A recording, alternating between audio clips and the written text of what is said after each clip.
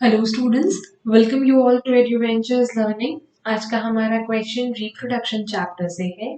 So the question is state three reasons why DNA copying is important in the process of reproduction. ऐसा क्यों होता है कि sexual reproduction में, of course DNA copying हो रही है तो यहाँ सेक्सुअल रिप्रोडक्शन की बात कर रहे हैं हम लोग।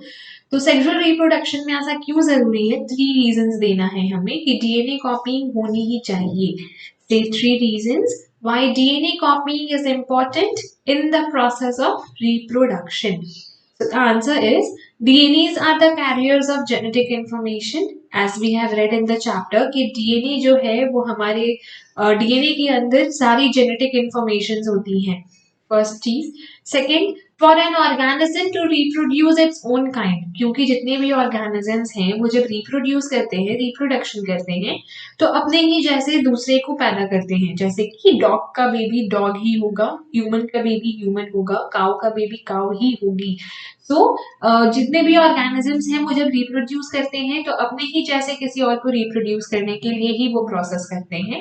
It becomes necessary that the offspring get similar DNA as in parents. और इसीलिए ये बहुत जरूरी है कि जो ऑफस्प्रिंग है, जो न्यू अपकमिंग बेबी होने वाला है, उसे सेम डीएनए मिले जैसा उसके पेरेंट्स के पास है। Now, the third is DNA replication is the way through which a cell makes additional copies of DNA. DNA की जो रेप्लिकेशन है, ऑफ कोर्स जो डीएनए हमें मिलते हैं हमारे पेरेंट्स से मिलते हैं, कुछ हमारे फादर से, कुछ हमारे मदर से, but in the process of whole making embryo and all, उस समय क्या होता है, हमारी जो डीएनए होती हैं वो हमारे फादर वाली, क्योंकि जो डीएनए रेप्लिकेशन है वो एग्जैक्टली एक्यूरेट नहीं होती है, तो मोस्टली जो होती हैं वो हमारे फादर से हमारे पास आती हैं। इसीलिए जब भी हम लोग अपना डीएनए टेस्ट करवाते हैं तो वो सिमिलर होती है हमारे फादर्स से, तो हमारे फादर्स की डीएनए हमारे में आती हैं। और ये जो डीएनए रेप्लिकेशन होता है is the way through which a cell makes additional copies of DNA. इसी के थ्रू हमारा जो सेल है वो बहुत सारी और एडिशनल कॉपीज बनाता है डीएनए की, so that they can be transferred to the offspring, ताकि ये जो ऑफस्प्रिंग के पास जाने वाले डीएनएज हैं वो उन तक पहुंच सके। हमारे सेल्स जो हैं वो बहुत सारी डीएनए कॉपी करती हैं, बहुत सारी डीएनए को रेप्लिकेट करती हैं, ताकि हमारे जो अपकमिंग ऑफस्प्रिंग्स हैं उनके पास वो डीएनए ट्रांसफर हो सके।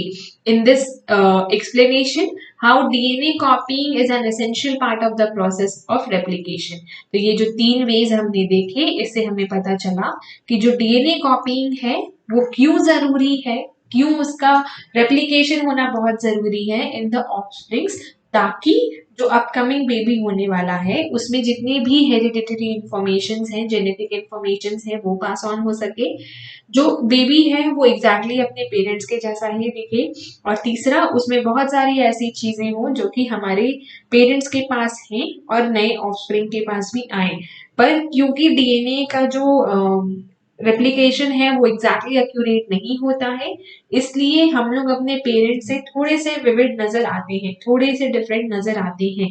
अगर हमारे पेरेंट्स सेम हैं, मेरे पेरेंट्स सेम हैं, मेरे सिबलिंग के भी पेरेंट्स सेम है, मेरे भाई या बहन के जो है पेरेंट वो भी सेम है, बट स्टिल मैं अपने पेरेंट्स के कंपैरिजन में डिफरेंट हूँ, साथ ही साथ मैं अपने सिबलिंग से भी डिफरेंट हूँ, दिखने में भी, नेचर में भी, बिहेवियर में भी, बॉडी लैंग्वेज में भी, बहुत सारी चीजों में हम डिफरेंट हैं, बट फिर भी मुझ में ऐसी बहुत सारी चीजें हैं जो मेरे मम्मी से या मेरे फादर से मिलती जुलती हैं।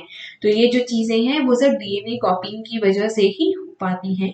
और इसीलिए बहुत सारे ऐसे प्रोवर्ब्स भी आए हैं, जैसे कि like father like son, like daughter like son, sorry like daughter like father, वैसा वाला जो जितना भी प्रोवर्ब्स हैं ये सब इन्हीं डीएनए कॉपिंग वाली जितने भी थ्योरम्स हैं इन्हीं से रिलेटेड होकर के हमें मिली है, हमारे एंसेस्टर्स ने हमें दी है। Thank you.